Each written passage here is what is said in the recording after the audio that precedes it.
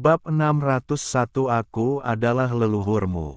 Di dalam kotak megah klub istana Yongle di Yandu, setelah hening sejenak, pria parubaya itu berkata dengan suara yang dalam, apakah Anda yakin ada fluktuasi kehidupan jauh di dalam bumi?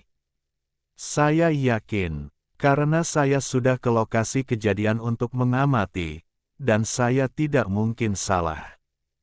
Pria muda yang cerdas dan cakap itu sangat yakin, duduk di sofa tidak jauh darinya, matanya penuh dengan fanatisme. Pria parubaya itu berdiri dan berjalan maju mundur, lalu kedua matanya memancarkan dua sinar cahaya yang sama-sama menyala, dan dia berkata, kita harus memblokir berita itu dan jangan sampai bocor. Tenang saja, Tuan Wu. Tim arkeologi sudah kami suap. Semua detektor tercanggih juga sudah kami sediakan. Mereka tidak bisa hidup tanpa kami. Petik 2. Baiklah, aku yakin kamu bisa melakukannya. Pria parubaya itu berjalan mendekat, menepuk bahu pria muda itu dengan lembut, lalu duduk sambil menatap penuh pertimbangan. Tidak lama kemudian dia berbicara lagi, saya hanya ingin mendapatkan beberapa peninggalan budaya, tetapi saya tidak menyangka akan menemukan peninggalan misterius seperti itu. Kita harus membuat persiapan yang relevan dan mengambil tindakan pencegahan. Masalah ini tidak biasa. Jika orang lain mengetahuinya, kita mungkin tidak dapat campur tangan. Mari kita dapatkan manfaat sebanyak yang kita bisa sekarang. Petik 2. Sungguh luar biasa. Masih terasa seperti mimpi jika kuingat sekarang. Peninggalan ini terlalu aneh. Pemuda yang terlihat sangat cerdik itu mengungkapkan emosi demikian. Akan selalu ada hal-hal di dunia ini yang tidak dapat kita bayangkan, dan mustahil bagi kita untuk memahami semuanya.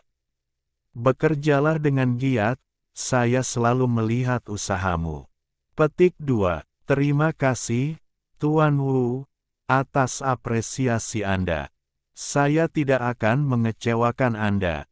Pada titik ini, dia sepertinya teringat sesuatu, membuka koper yang dibawanya, dan berkata, Tuan Wu, saya membawa pecahan baju besi terbaru yang digali.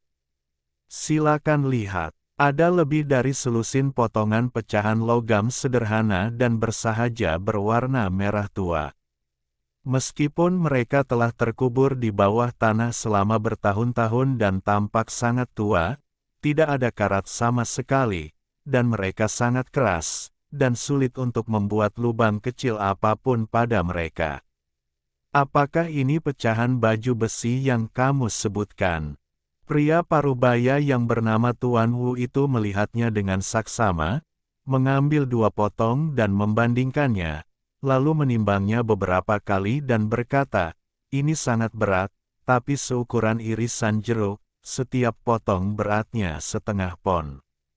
Pada saat ini, pemuda itu membuka laptopnya dan berkata, ini adalah gambar restorasi yang diberikan oleh para ahli terkait. Itu seharusnya baju besi, atau baju besi logam kuno.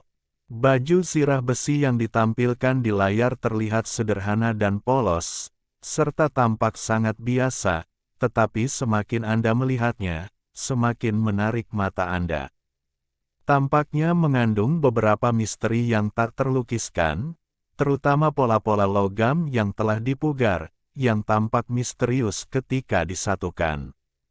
Pada saat itu, telepon seluler berdering. Wajah pemuda itu tiba-tiba berubah warna setelah menjawab panggilan itu. Tak lama kemudian dia menutup telepon dan berkata, Tuan Wu, ada kecelakaan kecil.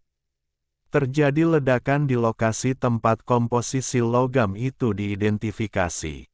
Semua orang dan fasilitas terkait hancur, tetapi bagian baju besinya masih utuh. Petik 2. Wah, misterius sekali. Mata Tuan Wu tiba-tiba memancarkan dua sinar cahaya, dan dia berkata, mari kita pergi ke tempat kejadian dan melihat-lihat. Di sebuah villa di pinggiran kota, asap tipis mengepul. Sebagian besar villa terpisah hancur, dan rumput serta pohon-pohon di sekitarnya tumbang. Terlihat betapa dahsyatnya kekuatan ledakan itu. Apa yang sedang terjadi? Salah seorang pengawal berbadan kekar yang menjaga tempat kejadian menjawab, ada seorang yang selamat, tetapi nyawanya dalam kondisi kritis. Saya khawatir dia tidak dapat diselamatkan. Apakah kamu sudah mengetahui seperti apa situasinya? Tanya pemuda yang cerdas dan cakap itu. Dia mengatakan bahwa ketika dia sedang menganalisis pecahan logam, logam itu tiba-tiba mengeluarkan cahaya yang menyala-nyala, dan kemudian terjadi ledakan di tempat kejadian. Dia berada jauh, jadi dia belum meninggal. Setelah mempelajari semua ini secara terperinci, Tuan Wu yang setengah baya tampak berpikir dan berkata, apakah benar-benar ada kekuatan gaib? Buatlah pengaturan. Kita akan segera pergi ke lokasi penggalian reruntuhan dan bersiap untuk menanggapi. Saya pikir masalah ini pada akhirnya akan berada di luar kendali kita. Petik 2. Tuan Wu bermaksud, dalam lingkungan saat ini, kekuatan pribadi sangatlah kecil. Bersiaplah untuk melapor ke Departemen Nasional terkait, agar tidak menghilangkan bau amis alih-alih makan daging kambing. Sehari kemudian, mereka tiba di Dunhuang. Di sini berangin dan berpasir, terutama di daerah tak berpenghuni. Badai pasir jatuh dari langit bagaikan hujan deras, bahkan menghalangi matahari sepenuhnya. Namun di satu reruntuhan, segalanya sangat sunyi. Bahkan badai pasir pun tampaknya enggan mendatangi tempat ini, seakan-akan tempat ini dipenuhi oleh kekuatan jahat. Tuan Wu, penemuan besar. Kami telah menggali beberapa fragmen baju besi dari reruntuhan, dan secara mengejutkan.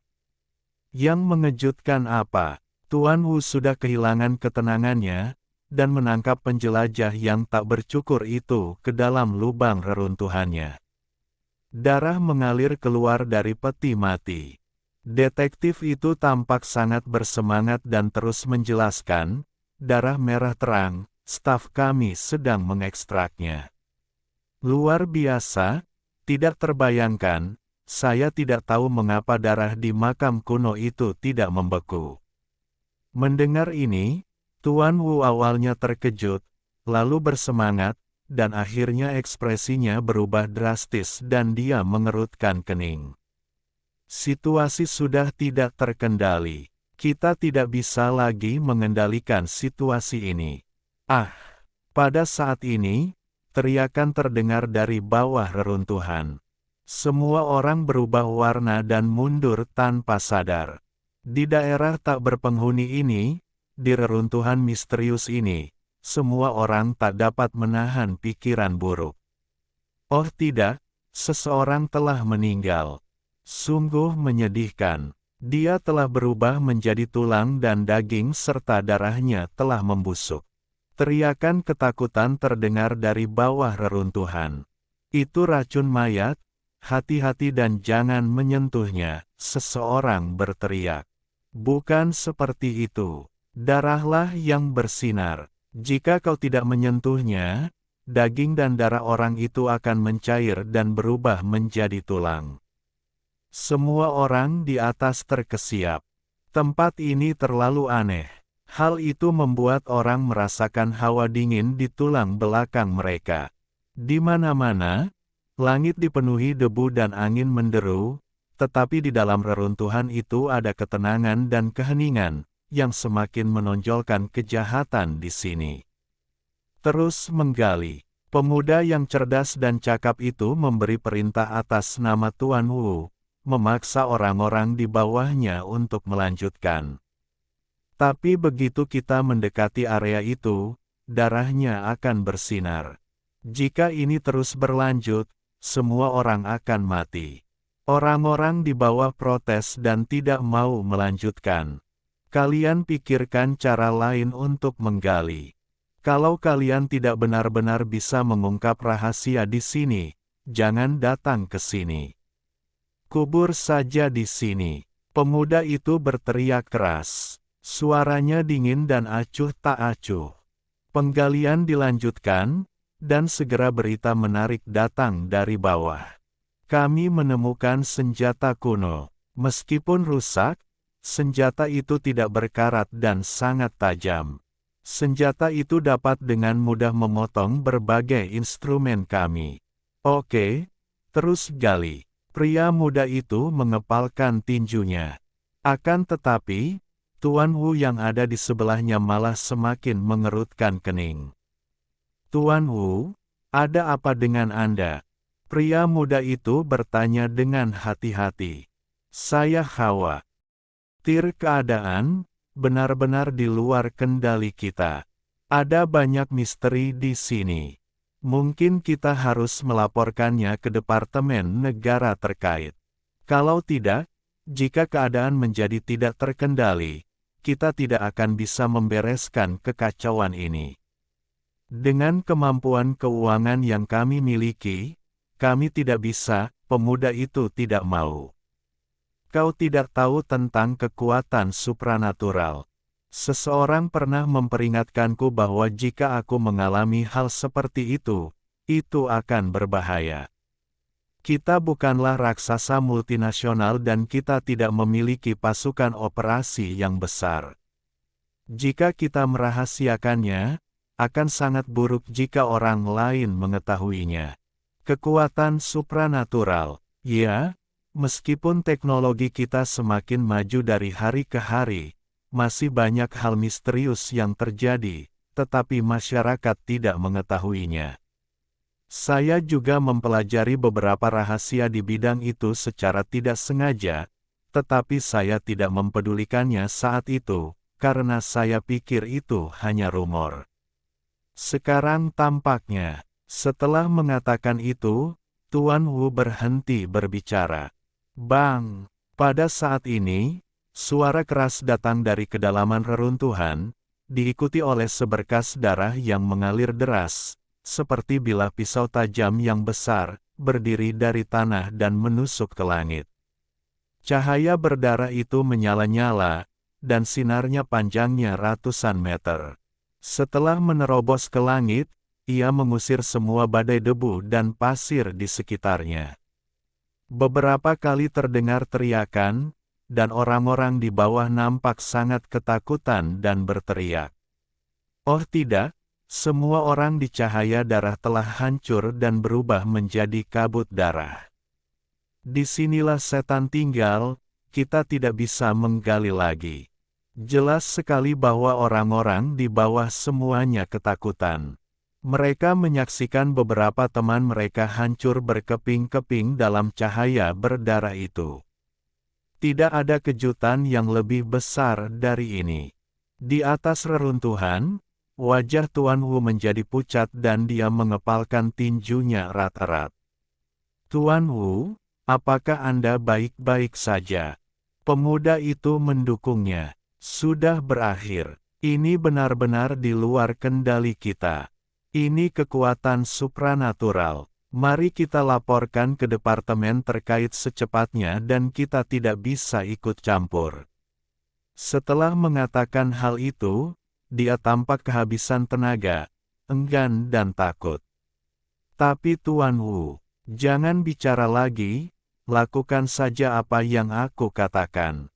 Tuan Wu melambaikan tangannya. Oke. Pemuda itu berbalik dan mulai melakukan beberapa panggilan telepon. Lalu matanya berbinar. Dia berjalan ke samping, membuat panggilan misterius lainnya, dan berkata dengan lembut, Tuan John, Anda selalu berkomitmen untuk mempelajari metafisika kuno. Saya ingin memberi Anda sebuah berita. Saya tahu bahwa konsorsium di belakang Anda sangat kuat. Bang! Ada getaran di bawah reruntuhan, dan seseorang di bawah berteriak ngeri lagi. Sebuah objek yang memancarkan cahaya darah telah terdeteksi. Ini terlalu menakutkan, Ini adalah neraka tempat para iblis tinggal. Apa yang sedang terjadi? Tuan Wu bertanya. Sekarang, dia perlahan-lahan merasa nyaman. Tanpa rasa khawatir, keingintahuannya pun muncul. Di bawah sana, tampaknya ada banyak mayat di dalam tanah, dan benda yang mengeluarkan darah, yaitu benda dengan fluktuasi kehidupan, sebenarnya adalah gumpalan daging dan darah yang compang-camping. Itu sangat menarik perhatian di antara mayat-mayat itu. Orang-orang di bawah reruntuhan tampak ketakutan, dan ucapan mereka tidak jelas dan terbata-bata. Ya Tuhan, indah sekali. Pada saat ini, teriakan lain datang dari bawah reruntuhan. Apa yang telah kamu temukan? Harta karun yang langka. Orang-orang di bawah tampak sangat takjub dan sejenak melupakan ketakutan mereka. Mereka berkata, kami mendeteksi pohon harta karun, yang mekar dengan 9 warna cemerlang. Ada kabut yang menyelimuti, tetapi kabut itu hampir tidak dapat menutupi 9 daun. 9 jenis pelangi ilahi yang dipancarkan begitu mempesona. Pohon harta karun, apakah ada di antara mayat-mayat itu? Tuan Wu bertanya tergesa-gesa dengan mata berbinar. Tidak, benda itu berakar jauh di sana, di samping sungai bawah tanah. Benda itu berasal dari dunia lain. Aku pasti sedang bermimpi. Benda itu pasti benda suci yang jatuh dari surga ke neraka. Tuan Wu dan pemuda itu ingin mengirim orang untuk menggali pohon harta karun itu, tetapi mereka tidak dapat mencapai area itu sama sekali. Pelangi ilahi 9 warna beredar, menghalangi semua objek di luar. Jika Xiao Chen ada di sini, dia pasti mengenali bahwa ini adalah pohon suci 7 warna di masa lalu, tetapi sekarang memiliki 9 daun dan telah tumbuh dari seukuran telapak tangan menjadi lebih dari 1 kaki tingginya. Di masa lalu, setelah Xiao Chen mengembalikan pohon suci kepada Keke, dia tidak lagi memiliki kendali atas pohon kecil itu. Ia tidak pernah menyangka bahwa pohon kecil itu akan muncul kembali di dunia. Tak lama kemudian, suara gemuruh terdengar di langit, dan pesawat-pesawat besar terus mendarat. Institut Paleontologi Nasional, Institut Metafisika Kuno, Institut Supranatural, 7 atau 8 institut dan sejumlah besar peneliti datang ke sini di bawah perlindungan ketat, dan segera reruntuhannya diblokir. Namun berita itu belum sepenuhnya diblokir, dan beberapa kelompok asing berencana untuk mendapatkan bagian dari kue itu. Tentu saja warga biasa tidak akan mengetahui semua ini. Di mana Xiao Chen? Di pinggiran kota kecil bernama Dongying di Shandong, sumur minyak yang baru dibor mengalami masalah dan banyak orang berkumpul di sekitarnya. Apa yang telah terjadi? Aneh sekali. Batang bor dan mata bornya patah. Ini bukan seperti batang bor dan mata bor yang pernah patah sebelumnya, tetapi kali ini aneh. Lihat, ada beberapa helai rambut panjang yang menggantung di mata bor yang patah. Aneh sekali. Beberapa pekerja menunjuk ke mata bor yang rusak. Anda tidak mencoba memberitahu saya bahwa rambut-rambut panjang ini tumbuh dari ribuan meter di bawah tanah. Seorang pria yang tampak seperti bos, mengenakan helm pengaman dan berwajah muram, menatap para pekerja dan beberapa teknisi di lokasi dan berkata, "Jangan gunakan alasan konyol seperti itu untuk membodohi saya. Jangan membuat saya ragu apakah ada yang salah dengan otak kalian."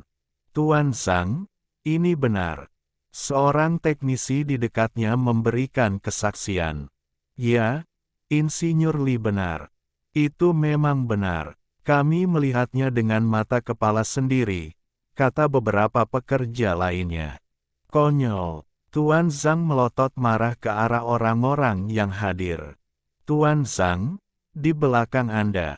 Pada saat ini, seorang pekerja berteriak, "Apa yang salah di belakangku?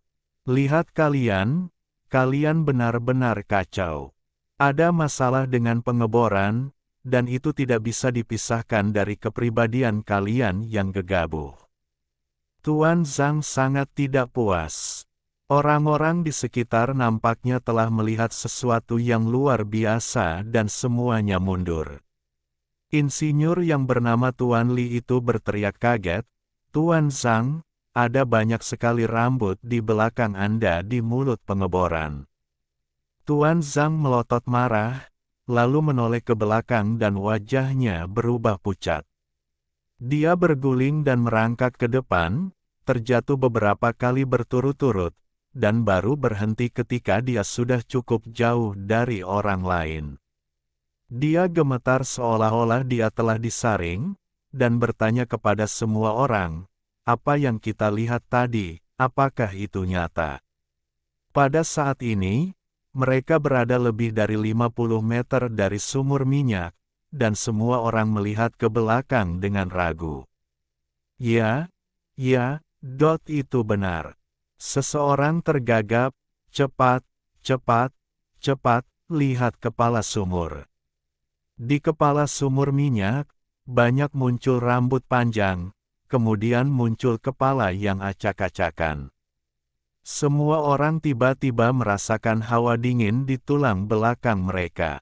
Tuan Zhang dengan berani menegur semua orang, katanya, "Apa yang kalian lakukan? Bagaimana kalian bisa membiarkan orang masuk ke dalam sumur? Tidak, tidak. Tidak, siapa yang berani mengambil risiko?" Tuan Zhang, lihat saja sendiri. Pada saat itu, semua orang menjadi pucat karena ketakutan dan melarikan diri lagi. Seorang lelaki aneh dengan rambut acak-acakan perlahan-lahan naik dari sumur. Dia mengenakan pakaian kuno yang aneh dan matanya bagaikan dua kilatan petir yang dingin, begitu menakutkan hingga hampir membuat semua orang jatuh ke tanah. Zhang juga mengikuti kerumunan dan berlari jauh sebelum dia berhenti. Dia ketakutan dan berteriak keras, "Siapa kamu? Bagaimana kamu bisa lari ke bawah anjungan pengeboran kami? Mengapa kamu bisa masuk ke dalam sumur minyak?" Dia sangat panik dan kata-katanya terbata-bata.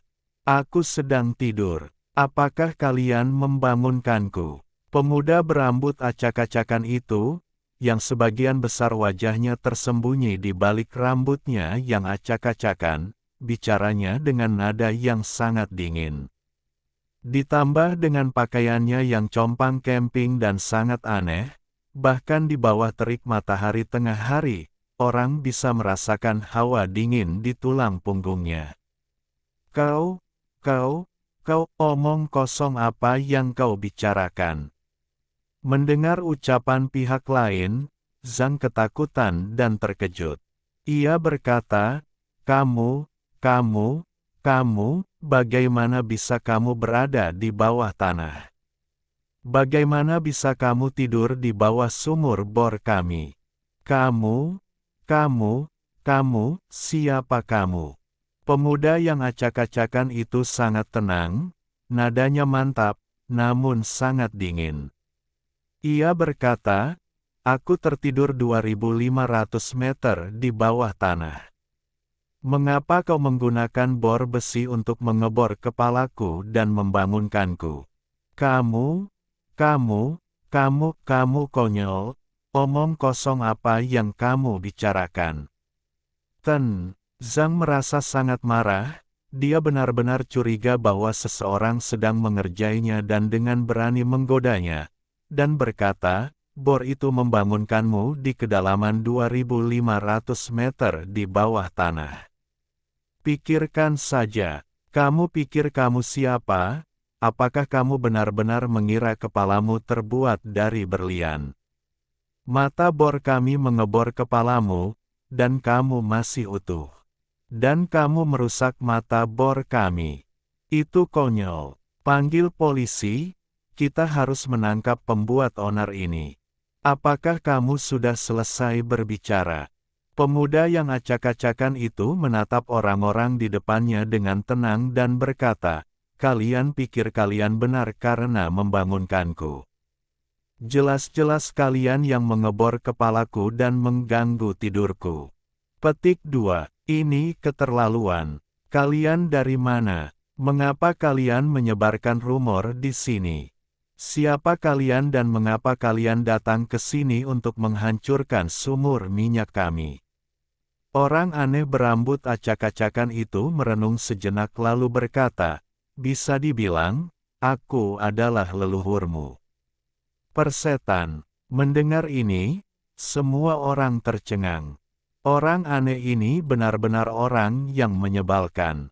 Dia benar-benar berani mengambil keuntungan dari semua orang seperti ini. Bahkan Ten Zhang tidak dapat menahan diri untuk tidak mengumpat, "Sial, siapa orang ini? Dia benar-benar brengsek, menggoda kita seperti ini. Sialan, kalian tidak bisa bercanda seperti ini. Dia datang ke sumur minyak kita untuk membuat masalah. Segera hubungi polisi dan tunjukkan padaku apakah ada orang dari stasiun TV yang merekam di sekitar sini." Sialan, jika aku tahu saluran membosankan mana yang datang ke sini untuk mengumpulkan materi, aku akan membuat mereka bangkrut. Stasiun TV zaman sekarang terlalu keterlaluan. Mereka akan melakukan apa saja untuk mengatur program. Mereka bahkan berani datang ke wilayah kita yang boros minyak untuk membuat masalah. Aku tidak akan pernah membiarkan mereka pergi. Petik 2. Benar sekali. Meskipun harga minyak terus naik, Anda tidak bisa melakukan ini kepada kami. Ini terlalu keterlaluan. Anda harus terus mengusulkan kepada kantor pusat untuk terus menaikkan harga minyak. Seseorang di dekatnya juga tersadar dan mengira ini pasti lelucon. Dia tidak takut lagi dan berkata demikian.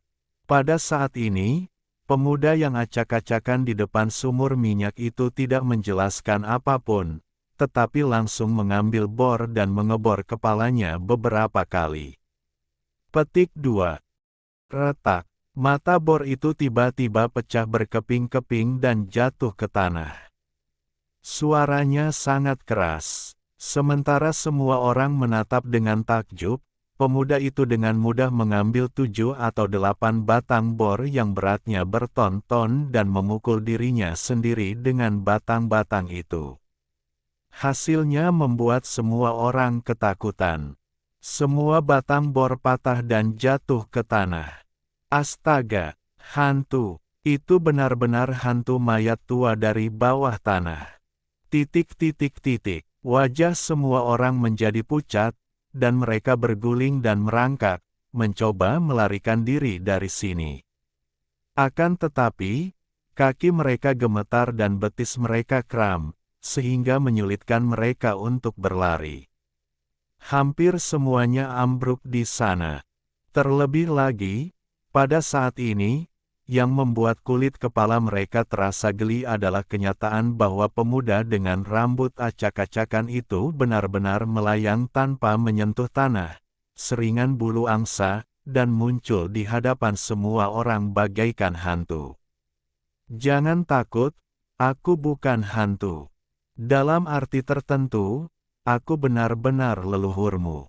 Pria muda dengan rambut acak-acakan itu melayang mendekat, berjongkok, rambut panjangnya menutupi sebagian besar wajahnya, dan menatap mereka. Beberapa orang memutar mata mereka dan pingsan karena ketakutan di tempat. Bab 602, Percaya Diri. Orang aneh seperti itu sungguh menyeramkan. Orang-orang ini sangat tegas. Pada akhirnya, mereka semua memutar mata dan pingsan karena ketakutan. Tak seorang pun dapat tetap terjaga. "Hei, aku benar-benar leluhurmu, mengapa kau tidak percaya padaku?" Pria aneh dengan rambut acak-acakan itu menggelengkan kepalanya dan membangunkan semua orang satu persatu. Ketika semua orang sadar kembali, mereka melihat lelaki aneh itu dengan tenang melepas kepalanya, lalu menyekanya dengan hati-hati menggunakan lengan bajunya yang compang camping, dan akhirnya menimbang-nimbangnya maju mundur di telapak tangannya, seolah-olah itu bukan kepala, tetapi hanya semangka yang busuk dan tidak berharga. Stimulasi tidak manusiawi semacam ini sungguh tak tertahankan, bahkan orang paling tenang pun akan pingsan. Semua orang sinkron sempurna. Mereka menjulurkan leher, menendang-nendangkan kaki, dan memutar mata secara bersamaan, lalu mereka semua jatuh pingsan lagi. Bangun-bangun. Orang aneh itu menarik mereka satu persatu untuk membangunkan mereka, tetapi saat mereka membuka mata, mereka sangat terstimulasi lagi. Pria aneh itu benar-benar melepaskan salah satu pahanya dengan bunyi, klik, memegang kepalanya dengan satu tangan untuk menimbangnya, dan menjuntaikan pahanya dengan tangan yang lain. Ya Tuhan, jangan biarkan aku bangun. Menghadapi rangsangan yang tidak manusiawi ini, semua orang merasakan betis mereka kram dan jantung mereka berdetak kencang, hampir melompat keluar dari tenggorokan mereka. Sudah bertahun-tahun aku tidak bertemu orang asing. Aku ingin bersenang-senang denganmu, tapi kamu sangat membosankan. Kepala lelaki asing itu dipegang dalam tangannya, dan kata-katanya tidak terpengaruh sama sekali. Bersenang-senang bersama, hampir menakutkan. Setelah beberapa kali rangsangan, semua orang hampir mati rasa, dan sekarang sulit untuk pingsan. Kamu, apa sebenarnya kamu? Jika kamu tidak mengenal Sapolang, berarti hidupmu sia-sia. Setelah berkata demikian, lelaki aneh itu menegakkan kembali pahanya dengan bunyi, klik, lalu perlahan-lahan menegakkan kepalanya dan menempelkannya di leher. Pada saat ini, ada kilatan cahaya, dan ada bayangan lain di sini. Semua orang berteriak pada saat yang sama. Ternyata itu adalah seekor ular raksasa dengan 9 kepala, yang tampaknya terbuat dari perak, bersinar dengan kilau metalik yang dingin. Ular, setan ular. Setan. Semua orang berteriak ketakutan. Apa yang mereka lihat hari ini telah mencapai batas ketahanan psikologis mereka. Jika mereka dirangsang lagi, semua orang akan ketakutan setengah mati. Ular raksasa berkepala 9 itu melintas dan berubah wujud menjadi seorang pria berpakaian putih, yang berkata kepada Sapolang, "Kamu telah keluar dari pengasingan. Jangan melakukan hal-hal yang membosankan. Ikuti aku ke istana naga sekarang. Kakak sudah menjadi orang suci. Sudah bertahun-tahun aku tidak bertemu orang. Hari ini akhirnya aku menemukan seseorang untuk diajak bicara, tetapi ternyata sangat membosankan. Orang-orang ini sangat rapuh. Sebuah cahaya menyambar, dan semua orang di tempat kejadian diselimuti oleh cahaya ilahi.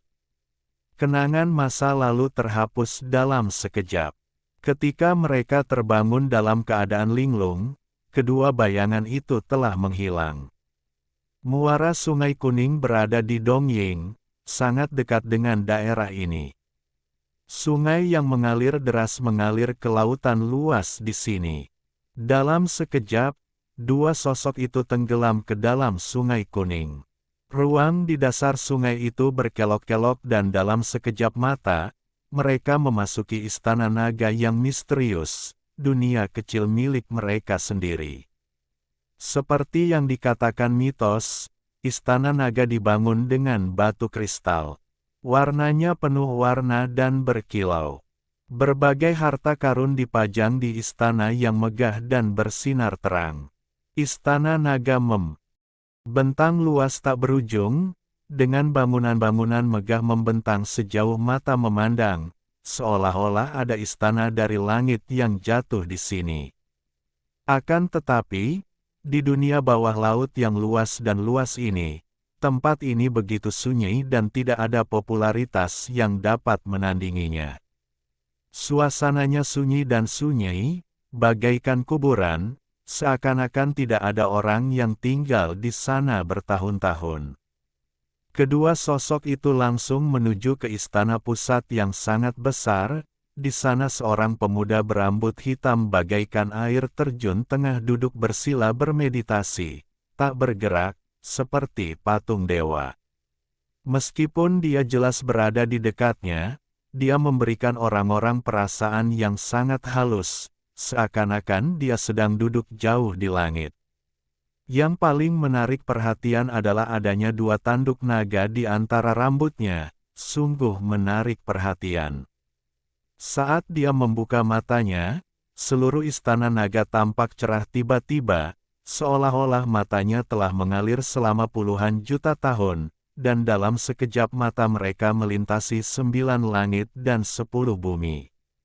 Dia adalah mantan Raja Naga Pemberontak, juga dikenal sebagai naga kecil yang keras kepala.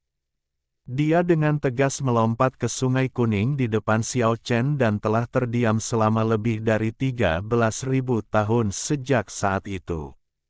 Dia sendiri sangat berbakat. Dia berlatih keras untuk mendapatkan pencerahan di Sungai Kuning yang bertransformasi dari naga leluhur. Kekuatannya telah mencapai tingkat yang menakjubkan dan dia telah menjadi leluhur perang yang kuat. Proto Naga meninggalkan begitu banyak hal yang belum benar-benar diwariskannya, dan masih ada ruang yang tak terbatas untuk perbaikan. Salah satu dari kedua pria itu adalah Sapo Lang.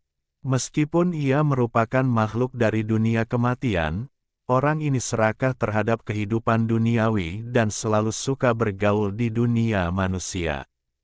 Saat itu, Zhou Shu menghadapi ancaman dunia asing. Xiao Chen dan Keke membawa pergi sejumlah besar kultivator, tetapi bahkan dalam situasi seperti itu, orang ini tidak mundur. Hasilnya sungguh disayangkan. Selama pertempuran antara orang-orang kuat, seseorang memanggil meteorit dari luar angkasa, yang memengaruhi orang-orang tak bersalah dan menghancurkannya ke Sungai Kuning. Dia kemudian diselamatkan oleh naga kecil yang keras kepala. Yang lainnya adalah Hydra, yang pernah mendukung Ratu Zhao Liner. Salah satu keturunannya bernama Putra Mahkota. Ketika akhir dunia tiba, dia terluka parah dan jatuh ke Sungai Kuning, tetapi juga diselamatkan oleh Xiao Juelong. Hydra pernah bertarung sengit dengan Raja Anti Naga, dan setelah dikalahkan, ia bersumpah untuk menjadi naga berkepala 9. Pada akhirnya, dia diselamatkan oleh musuh yang kuat. Selama 13.000 tahun terakhir, dia menyaksikan dengan matanya sendiri bagaimana pihak lain secara bertahap menjadi naga perang tingkat naga leluhur.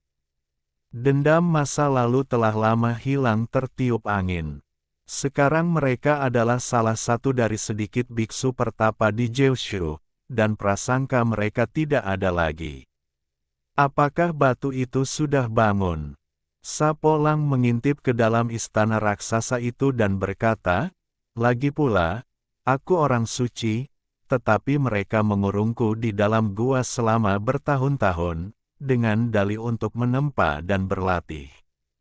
Memikirkannya saja membuatku ingin muntah darah." Pada saat itu, sebuah sosok muncul diam-diam dari udara tipis di dalam istana raksasa, duduk bersila dalam meditasi, seperti kayu mati atau fosil, tanpa tanda-tanda kehidupan. Dalam keadaan ini, dia betul-betul seperti manusia batu, hanya saja tubuhnya bukan batu, dia masih daging dan darah. Dia agak mirip dengan 3 dewa leluhur tertinggi di tempat abadi yang tidak diketahui saat itu. Itu Xiao Chen. Dia bersembunyi di bawah tanah di Jiushu. Setelah berlatih selama bertahun-tahun, dia memikirkan teman-teman lamanya dan merasa bahwa hanya Xiao Juelong lah yang paling mungkin bertahan hidup, jadi dia datang ke Sungai Kuning dan mencarinya selama bertahun-tahun. Setelah akhirnya bertemu Deng Anya, ia pun berlatih secara menyendiri di sana. Sekarang setelah kita keluar dari pengasingan, mari kita pergi ke dunia fana. Juelong kecil berdiri. Xiao Chen mengangguk. Setelah bertahun-tahun, ia menjadi lebih tenang, atau lebih tepatnya pendiam. Saat dia berdiri, mereka berempat langsung menghilang dari istana naga dan datang ke bumi. Saya melihat orang-orang itu lagi, dan Sapolang dengan rambut acak-acakan melambai ke arah sumur minyak. Kamu dari kru mana? Jangan syuting di sini, syuting di tempat lain saja. Masih saja Tuan Zhang, melotot ke arah sini dengan sikap yang sangat berwibawa. Kakak, aku baru saja berbicara denganmu tentang ini, gumam Sapolang. Kamu gila, bagian ingatan Tuan Zhang itu telah terhapus sejak lama, bagaimana mungkin dia bisa mempercayainya? Sapolang langsung memenggal kepala itu dan menimbangnya di tangannya beberapa kali. Hantu, Tuan Zhang terjatuh ke belakang. Keempat orang itu menghilang dari sana dalam sekejap. Xiao Juelong mengerutkan kening dan berkata, jangan tunjukkan kekuatan sihirmu di depan manusia biasa. Aku tidak akan melakukan hal yang gegabah. Aku telah menjalani hidup tanpa terluka. Aku berjanji tidak akan meninggalkan jejak apapun. Setelah generasi daging dan darah, orang ini menjadi lebih rakus terhadap dunia. Melihat bayangan kota di kejauhan, dia tidak dapat menahan diri lagi dan ingin bertindak sendiri. Namun, dia ditekan secara paksa oleh Xiao Juelong. Dengan karakter orang ini, jika dia melarikan diri sendirian, dia pasti akan membuat kekacauan di dunia ini. Di kejauhan, terlihat gedung-gedung tinggi dan sepeda motor melaju kencang, dan berbagai bangunannya sangat berbeda dari Kyushu di masa lalu. Dunia sudah banyak berubah sekarang. Xiao Chen menghela nafas, namun tidak terkejut. Dia telah menyaksikan peradaban teknologi di masa lalu. Di masa lalu yang jauh, umat manusia telah mengalami era ini, tetapi seperti peradaban dewa dan setan, pada akhirnya tidak dapat lolos dari kehancuran. Segera, Xiao Chen dan ketiga temannya menemukan sebuah fakta, banyak daerah terus menggunakan nama kuno mereka, seperti Yandu, Loyang, dan Jinling. Ini memiliki banyak kesamaan dengan peradaban teknologi tertentu berusia 5.000 tahun pada era Yan Huang. Xiao Chen dan yang lainnya berdiri di udara, menatap bumi. Segalanya dan semua orang telah berubah. Ini adalah siklus baru, sungai sejarah yang panjang tidak dapat dihentikan, tetapi berapa lama semua ini akan berlangsung? Saya khawatir pada akhirnya itu hanya akan menjadi mimpi kosong, mungkin sesingkat kembang api, yang keindahannya hanya sesaat. Xiao Chen berdiri di awan dengan tangan kanannya terentang. Tiba-tiba, ada kilatan cahaya dan sesuatu muncul di tangannya. Apa ini? Tanya Sapolang. Senjata nuklir terkuat di peradaban ini saat ini. Xiao Chen setenang air, lalu meledakkannya di tangannya. Senjata nuklir yang katanya paling dahsyat itu bagaikan api yang lenyap di tangannya, bahkan rambut yang dicabutnya pun tidak rusak. Senjata ini terlalu lemah dan sama sekali tidak berguna. Sapolang menggelengkan kepalanya. Xiao Juelong juga merentangkan telapak tangannya dan meletakkan senjata nuklir terkuat yang dimilikinya di kepala Sapolang. Lalu, dengan suara, bang, muncullah awan jamur kecil setinggi lebih dari 1/2 meter yang menerbangkan setiap helai rambut panjang Sapolang, menjadikannya hangus. Kakak, kamu tidak boleh bersikap santai saat melakukan percobaan, kata Sapolang dengan geram. Tentu saja kekuatannya jauh dari sebanding dengan Xiao Chen. Dia belum mencapai titik di mana tubuhnya seperti dunia dan membawa kekuatan miliaran bintang. Sekarang, segala sesuatu di bumi ini bagaikan semacam pemandangan bagi mereka, dan hampir tidak ada banyak persimpangan. Aroma yang familiar, pohon suci 7 warna, mungkinkah itu Keke? Xiao Chen tadinya tenang-tenang saja, tapi sekarang dia tiba-tiba menjadi bersemangat. Dia langsung menerobos angkasa, dan mereka berempat muncul di atas Dunhuang dalam sekejap. Indra spiritual mereka yang kuat segera menembus ke dalam bawah tanah dan mengetahui segalanya. Xiao Chen melambaikan tangannya, dan pohon suci yang tak berdaya di reruntuhan itu lenyap dan berada di telapak tangannya. Pohon suci telah berevolusi lagi, tapi tidak ada jejak Keke yang tersisa. Xiao Chen terdiam lagi. Di bawah ini adalah sisa-sisa medan perang kuno. Potongan daging dan darah yang tidak pernah membusuk itu ditinggalkan oleh dewa leluhur dari dunia lain.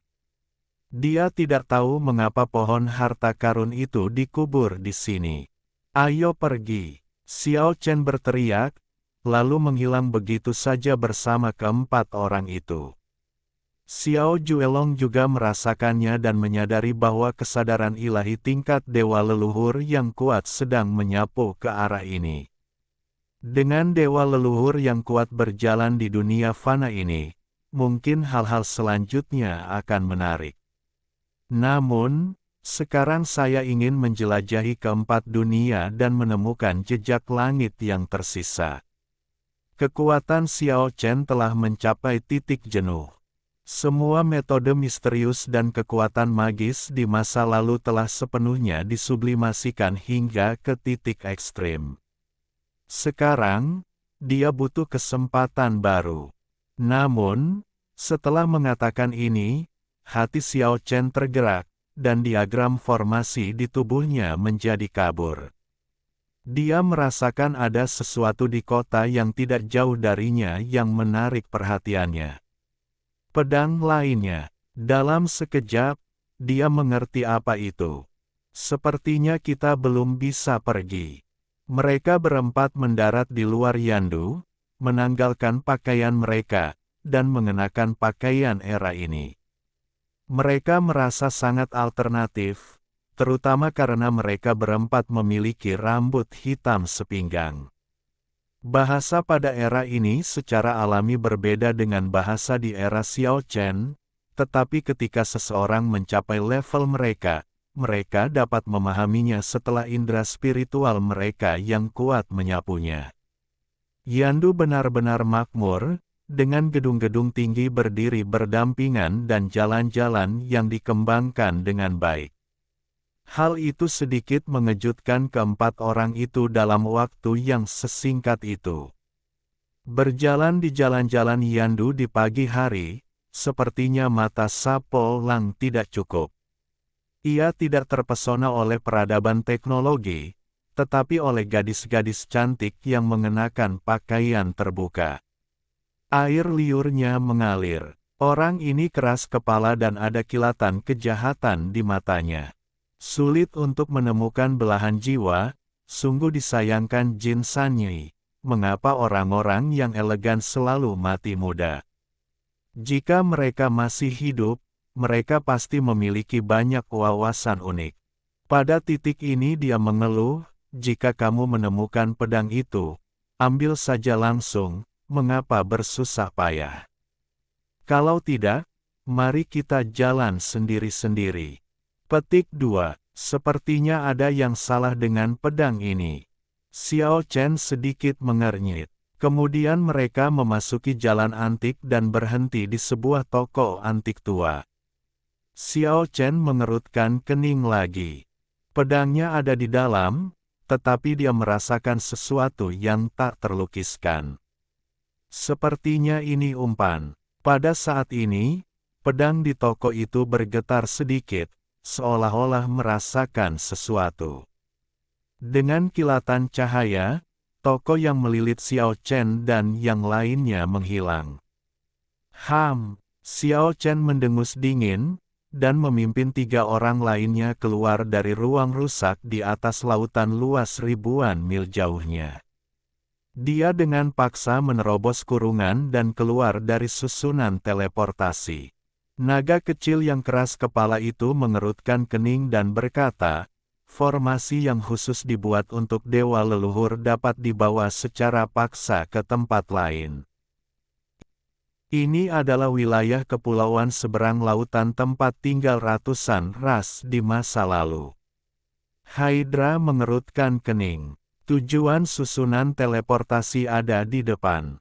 2 sinar cahaya ilahi keluar dari mata Xiao Chen.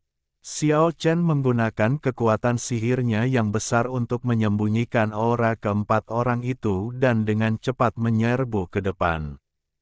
Ini adalah wilayah laut yang aneh. Mustahil untuk masuk kecuali Anda mencapai alam dewa leluhur.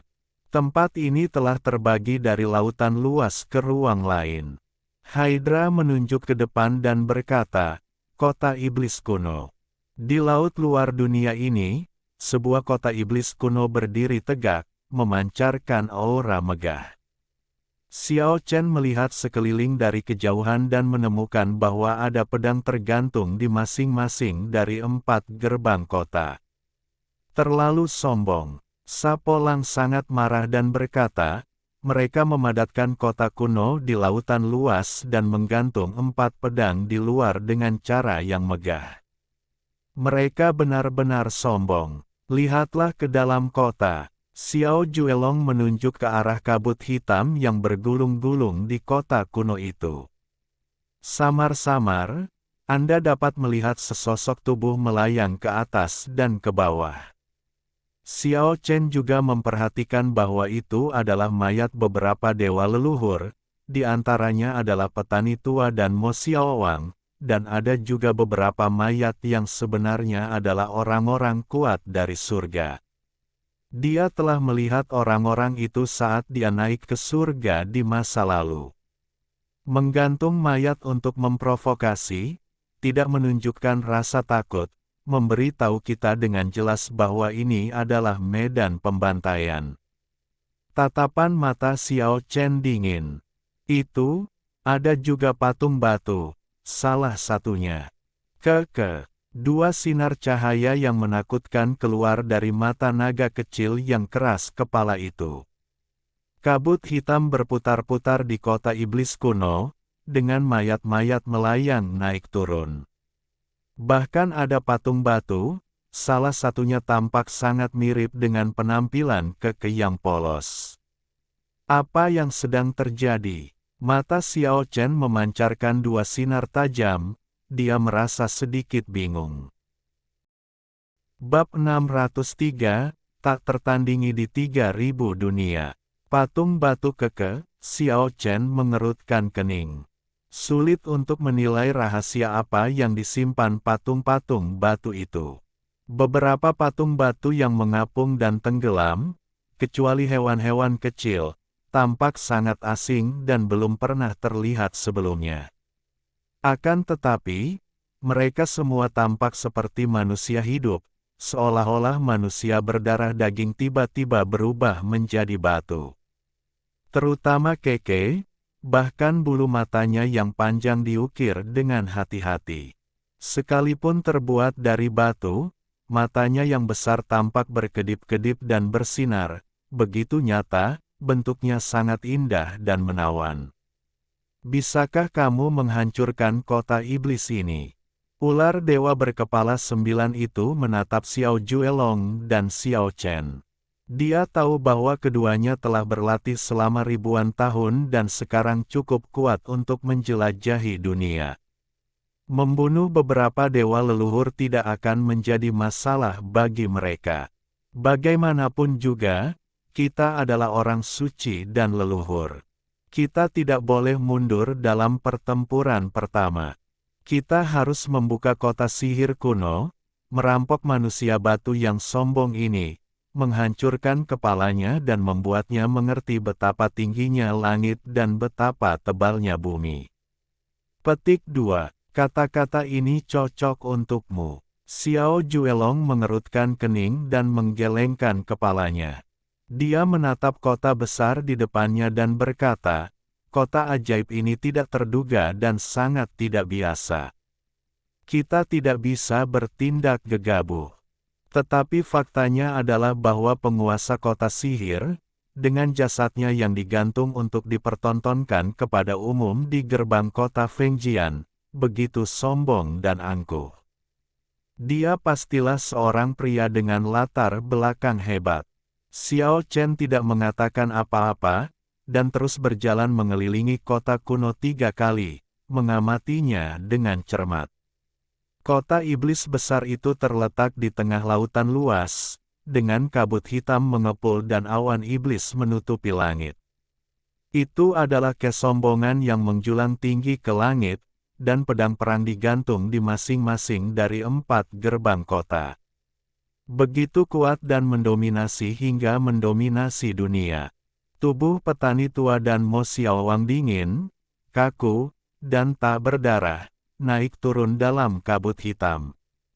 Hal ini membuat orang-orang marah karena kedua orang kuat itu tidak dapat beristirahat dengan tenang bahkan setelah kematian mereka, dan tubuh mereka digantung di sini. Samar-samar, saya seperti melihat petani tua itu lagi, memegang tombak kehancuran besar dan melangkah maju, dengan sosok tragis yang memperlihatkan makna sebenarnya dari kehancuran besar. Dalam keadaan tak sadarkan diri, dia kembali melihat semangat pantang menyerah Mo Xiaowang dalam peperangan melawan para dewa.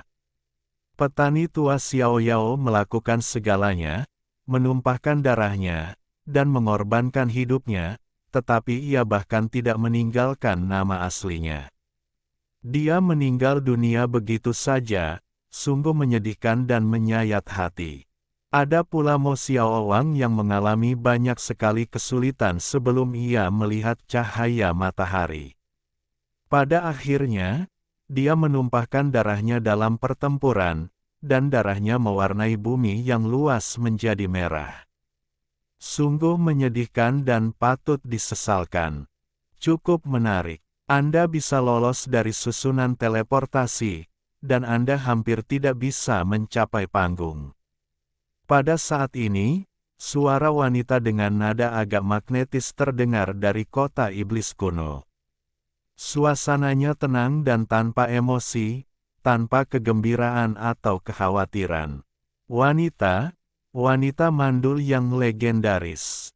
Mata Sapolang bersinar hijau saat dia menatap kota besar itu seperti seekor serigala.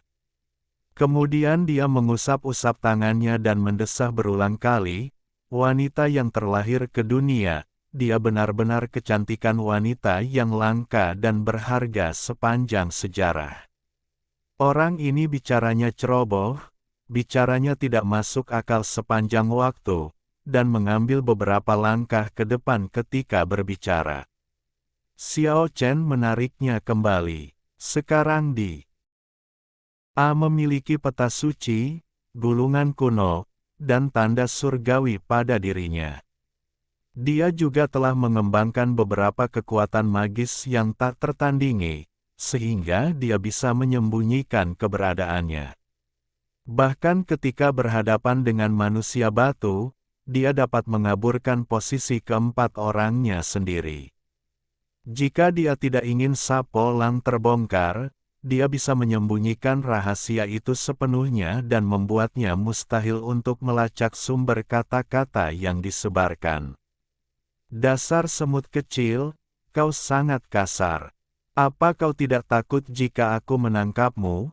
Aku tidak akan membunuhmu, tetapi menyiksamu selama miliaran tahun. Suara wanita dengan nada magnetik itu datang bagai suara surga. Meski kedengarannya indah, hal itu membuat Sapo Lang merinding. Kau wanita mandul. Kau sangat tidak masuk akal. Kau wanita bejat. Aku mengutukmu agar tetap perawan seumur hidupmu. Sapo Lang mengumpat dengan nada yang sangat jahat. Kota besar ini sangat berbeda dari kota-kota ajaib yang pernah terlihat sebelumnya. Meskipun wanita batu di dalam berbicara dengan nada datar, berbagai perilakunya menunjukkan rasa percaya dirinya yang kuat. Dasar semut kecil, kau tidak tahu apa yang baik untukmu. Biarkan orang di belakangmu yang bicara. Wanita itu tenang dan kalem. Pada levelnya, tidak ada kata-kata yang bisa membuatnya merasa kesal. Saya juga seorang suci dan leluhur. Meskipun saya tidak dapat dibandingkan dengan Anda, batu wanita, sekarang, jangan meremehkan saya. Feng Shui akan silih berganti. Puluhan ribu tahun kemudian, tidak pasti siapa yang akan berada di atas. Sapo Lang terus berteriak, dan dia selalu mengatakan bahwa dia tidak ingin menderita kerugian apapun. Xiao Chen mendorongnya ke samping, melangkah maju beberapa langkah, dan mengirim pesan kepada Ju Cheng, membunuh bukanlah kejahatan. Orang mati sudah tiada, mengapa harus menggantung jasad mereka untuk mempermalukan mereka? Orang-orang itu sudah mati, dan semuanya kosong. Bagi mereka, tidak ada yang namanya penghinaan. Aku hanya memanfaatkan nilai yang tersisa dari mereka. Wanita itu tampaknya memiliki identitas yang transenden. Kekuatannya amat dahsyat. Dia tidak takut dan berbicara dengan percaya diri dan tenang. Apa yang terjadi dengan patung-patung batu itu? Xiao Chen ingin tahu rahasia apa yang terkandung di tubuh batu ke dalam patung-patung itu. Tentu saja mereka juga mayat. Maksudmu patung-patung batu itu adalah mayat manusia batu. Mata Xiao Chen melotot pada saat itu. Tepatnya, itu adalah ampas tubuh batu yang tersisa setelah esensi manusia batu terkuras habis. Suara wanita itu sangat lembut, tetapi informasi yang terungkap dalam suara magnetik itu tidak diragukan lagi seperti guntur dari surga, mengguncang tubuh Xiao Chen. Rambut hitam naga kecil yang keras kepala itu berdiri tegak, matanya sangat tajam, dan dia berteriak, "Kau membunuh Keke. Aku akan melawanmu sampai mati. Anda sangat bersemangat. Apakah Anda berbicara tentang patung batu ini?" Kabut berputar-putar di kota sihir kuno, dan patung batu binatang kecil yang polos dan lucu itu perlahan bangkit. Mengapa? Xiao Chen mengepalkan tinjunya. Sulit baginya untuk membayangkan bahwa Keke benar-benar mati.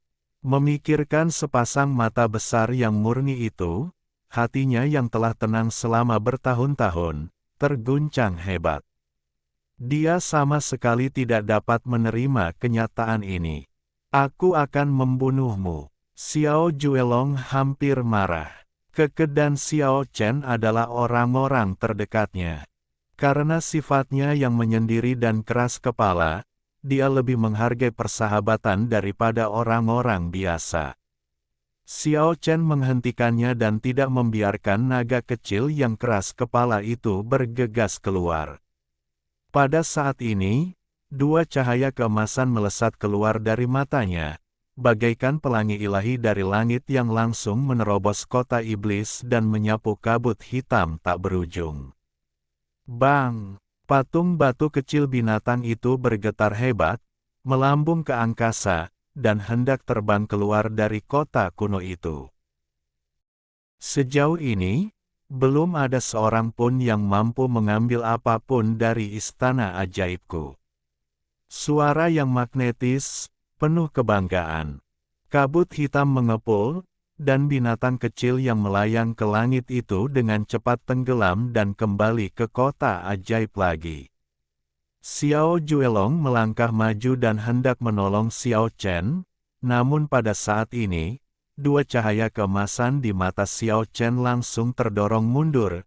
Dia pun menghilang begitu saja bersama beberapa orang, lalu muncul kembali di arah lain, bersembunyi di dunianya sendiri. Pada saat yang sama, tempat di mana mereka baru saja berdiri lenyap tanpa suara. Kekuatan yang mengerikan itu membuat jantung orang berdebar-debar, seolah-olah ada tangan raksasa yang tak terlihat yang menghancurkan segalanya. Sekalipun kita bersatu, bukankah kita masih lawannya? Wajah Xiao Juelong menampakkan kemarahan. Jangan khawatir, itu bukan Keke. Xiao Chen mengirim pesan pada ketiga orang itu, menceritakan semua yang telah diamatinya. Sekilas pandang dapat mewakili puluhan juta tahun. Begitulah cara Xiao Chen melihatnya. Cahaya keemasan yang terpancar dari matanya mengandung kekuatan magis yang tak tertandingi. Menelusuri kembali sungai waktu yang panjang, apa yang tidak dapat dilihatnya adalah Keke. Patung batu itu adalah leluhur Keke, seorang manusia batu dari keluarga Nitian yang gagal mengambil langkah terakhir dengan sukses di masa lalu. Esensinya diekstraksi dan dia diubah menjadi patung batu dengan tubuh binatang. Mereka berempat menjadi tenang. Karena kamu sudah di sini, mari kita pergi ke kota dan mengobrol. Suara magnetik datang dari kota sihir kuno. Pada saat yang sama, patung batu binatang kecil itu perlahan bangkit dan terlihat jelas di atas kabut hitam. Jika itu benar-benar Keke, tentu akan sangat menyayat hati, tetapi Xiao Chen dan yang lainnya sudah mengetahuinya, jadi mereka tak lagi merasa sedih. Ingin kita memasuki medan pembantaian. Sialan, kenapa kau tidak keluar saja? Kalau kau punya nyali, keluarlah dari kota ini dan aku, saudaramu, akan membunuhmu. Sapolang merengek. Dia tahu bahwa manusia batu yang membentuk kota ajaib tidak dapat meninggalkan kota raksasa itu, jadi dia memulai provokasi telanjang. Kau terlalu banyak bicara, semut kecil. Suatu hari kau akan menyesalinya. Menyesali pamanmu. Sapolang tampak seperti orang bodoh, tetapi sikap ini memang paling efektif dalam menghadapi manusia batu tertinggi. Itu mencekik wanita yang tenang itu dan membuatnya berhenti berbicara. Setelah sekian lama, dia berkata, "Baiklah, aku akan mengingatmu. Banyak sekali orang yang peduli pada adik kita. Aku tidak keberatan punya satu lagi." 18 mata Hydra terbuka lebar. Mereka merasa Sapolang tidak tahu malu. Berani sekali dia memperlakukan wanita batu seperti ini. Dia benar-benar memiliki karakter dan keberanian. Tidak ada suara dari kota iblis kuno untuk waktu yang lama, tetapi Xiao Chen tahu bahwa pihak lain sedang mencari mereka dengan indera keilahian yang kuat. Jika dia menemukan semuanya, Sapolang mungkin akan menanggung beban terberat dan menderita serangan paling mengerikan dan ganas. Apakah kau datang ke sini hanya untuk menunggu dan melihat, dan tidak berani melawanku? Kau bahkan tidak punya keberanian. Mengapa tidak bersembunyi selamanya? Mengapa repot-repot keluar? Suara wanita itu dingin. Pedang yang tergantung di keempat gerbang kota berdenting dan aura pembunuh membubung ke langit.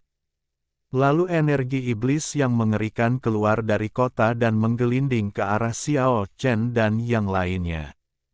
Dengan kemampuan Xiao Chen saat ini, dia tidak berani mengatakan bahwa itu cukup untuk menyembunyikan rahasia surga, tetapi itu sangat efektif.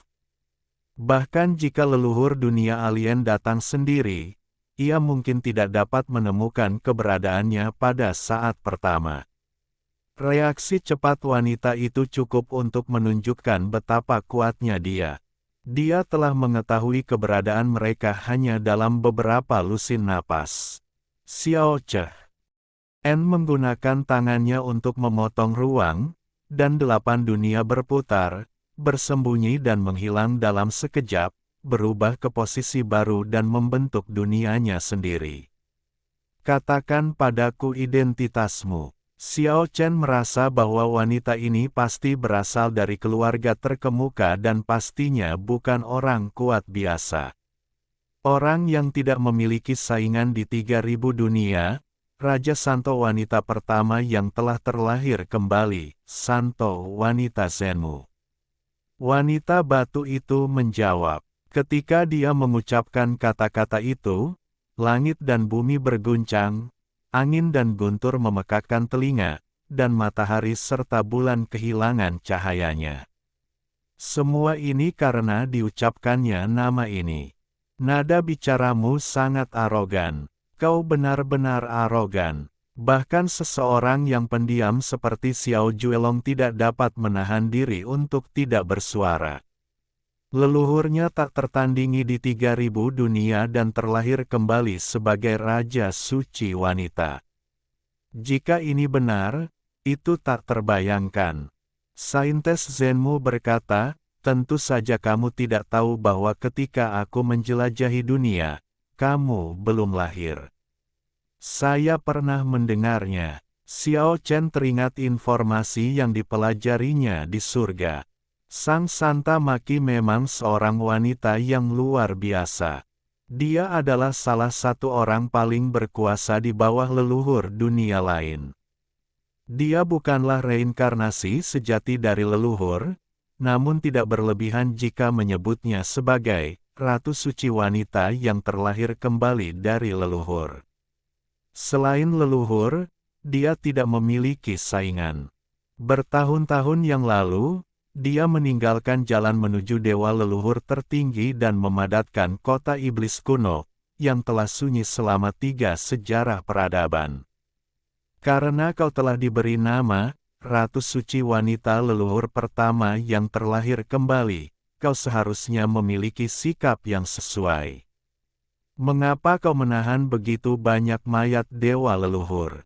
Juelong kecil bertanya. Meskipun patung batu binatang kecil itu bukan keke, petani tua dan Mo Xiao lupa bahwa mereka adalah diri mereka sendiri, yang membuat mereka berempat sulit melepaskannya. Karena aku membutuhkan mereka. Pada saat ini, seberkas cahaya terang muncul dari kota iblis kuno, menjadi satu-satunya yang abadi di antara surga dan bumi. Ternyata itu adalah cahaya abadi, setebal ember, berdiri tegak di kota, cemerlang dan menyilaukan. Legenda mengatakan bahwa hanya jiwa lebih dari 10 dewa leluhur yang dapat memadatkan cahaya abadi, dan petani tua di sini, Mo Xiaowang, para dewa leluhur di surga, dan patung-patung batu itu bersama-sama jelas sudah cukup. Dengan tingkat kekuatanmu, apakah kamu masih membutuhkan cahaya abadi? Xiao Chen menatap seberkas cahaya terang itu. Cahaya abadi berguna bagiku, tetapi tidaklah penting. Yang benar-benar kubutuhkan adalah sumber abadi, agar aku bisa tak terkalahkan di 3000 dunia. Xiao Chen secara alami mengetahui apa yang disebut sumber abadi, dan dia sebenarnya telah melihatnya di tempat yang paling jahat. Diperlukan sumber cahaya yang disublimasikan dari setidaknya 3 cahaya abadi. Setelah menjadi sumber abadi, ia dapat menghasilkan lebih banyak cahaya abadi, sementara sumber cahaya asli tidak akan banyak dikonsumsi. Sekarang sumber cahaya abadi telah menjadi satu dengan Yan Huang. Mendengar apa yang dikatakan Sein Maki, tampaknya sumber keabadian sangat penting bagi orang kuat selevelnya. Bahan-bahan yang telah kukumpulkan tidaklah sedikit, namun jika mereka tidak rela mengorbankan jiwa dan raganya, akan sulit untuk membentuk cahaya abadi dengan kekuatan, apalagi mensublimasikannya menjadi sumber keabadian. Tidak diragukan lagi bahwa saintes Zenmu sangat kuat, dan tidak ada seorang pun yang mampu melawannya kecuali sang leluhur. Bahkan jika ayah Keke dan manusia iblis Gogan datang, mereka mungkin tidak akan mampu mengalahkannya. Menghadapi sosok batu wanita dari dunia lain, Xiao Chen mengerutkan kening. Semakin dia memandang kota iblis, semakin tak masuk akal hal itu baginya. Jika dia bertindak gegabah, kemungkinan besar dia akan menderita kerugian besar. Jika Raja Suci Wanita tidak benar-benar yakin, dia tidak akan bertindak seperti ini, menyiapkan tempat pembunuhan di kota sihir dan menunggu musuh datang. Ayo pergi, ayo keluar dari sini. Xiao Chen akhirnya memilih mundur. Ia tak mau bertindak gegabah dan mempertaruhkan nyawanya akibat darah yang mendidih. Terlalu menyedihkan untuk pergi seperti ini. Wanita mandul ini terlalu sombong. Dia menggantung mayat dewa leluhurku untuk mempermalukanku.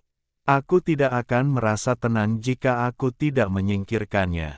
Pada saat ini, Sapo Lang menunjukkan sedikit pertumpahan darah, yang sangat berbeda dari penampilannya yang biasa. Aku juga ingin menyingkirkannya, tetapi wanita ini terlalu kuat. Raja wanita suci pertama yang tak tertandingi di 3000 dunia, bukanlah pernyataan kosong, dia benar-benar memiliki kekuatan itu.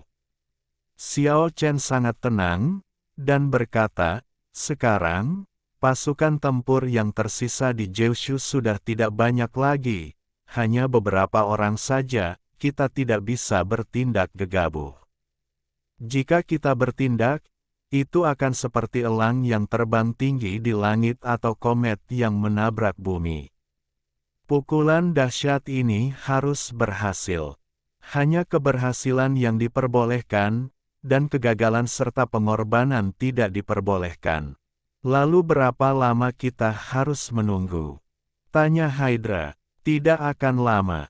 Kalau semuanya berjalan lancar, mungkin tidak akan memakan waktu lebih dari beberapa hari. Secepat itu, bahkan Xiao Juelong pun sedikit terkejut.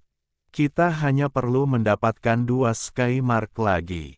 Bahkan jika kita tidak bisa membunuhnya, kita bisa memotong fondasinya.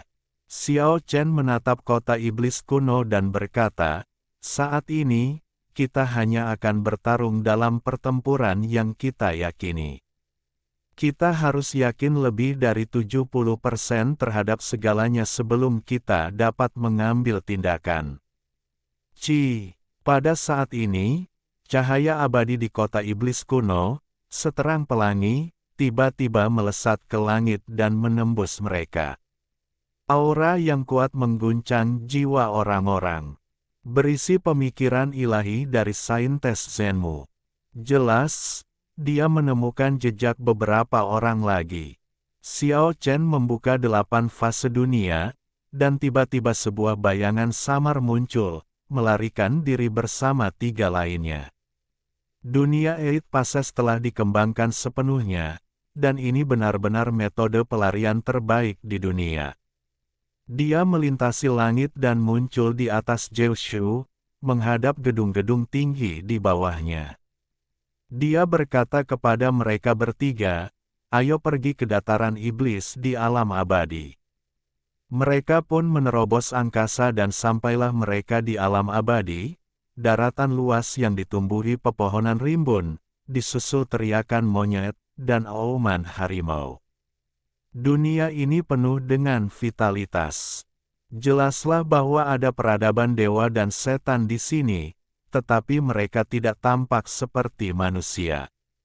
Xiao Chen dan teman-temannya tidak terlalu memperhatikan dan segera bergegas menuju dataran iblis. Di masa lalu, ada sebuah prasasti surgawi yang menutupi tempat ini, yang penuh dengan rahasia. Raja Qin Guang, Raja Yama, dan Raja Samsara semuanya menghilang dari sini.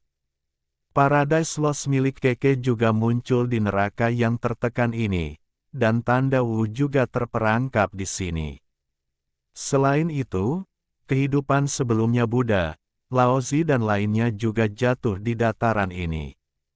Xiao Chen tahu bahwa tempat di mana monumen surgawi ditekan jelas tidak sederhana. Pasti ada lebih dari sekadar beberapa gua ajaib yang dilihatnya hari itu, dan mungkin ada hal-hal aneh lainnya.